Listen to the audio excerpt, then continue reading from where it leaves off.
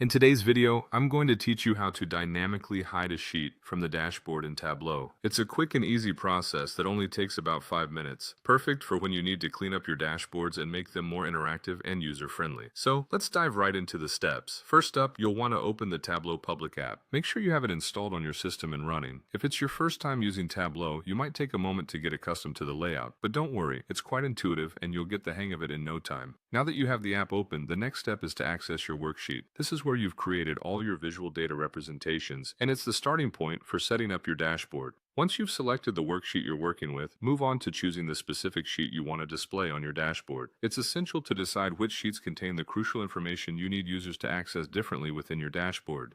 Next, it's time to open a new dashboard. This is where all your sheets will converge into a cohesive display, allowing for a more interactive analysis of data. Once in the dashboard view, you'll want to drag the selected sheets to your dashboard canvas. Placing them thoughtfully on the canvas is important for a seamless user experience. Now that everything is on your dashboard, head up to the dashboard menu in the top bar and select Actions from the drop-down. This is a pivotal step because it's where we start to add interactivity. In the Actions menu, you'll click on Add Action, then choose Filter. This feature is going to help us hide sheets dynamically based on certain triggers within the dashboard. You will then need to select a source sheet for your action. After choosing your source sheet, ensure that you select the option for Run Action on Select. This setting determines how the filter action will be initiated, in this case on clicking the sheet. Once that's done, it's time to define your target sheets. Here, make sure to select Exclude All Values. This selection is key to dynamically hiding your sheets, meaning when the user engages with the source sheet, it will trigger the action to exclude and therefore hide your target sheets. You're almost there. Just click OK to finalize the action.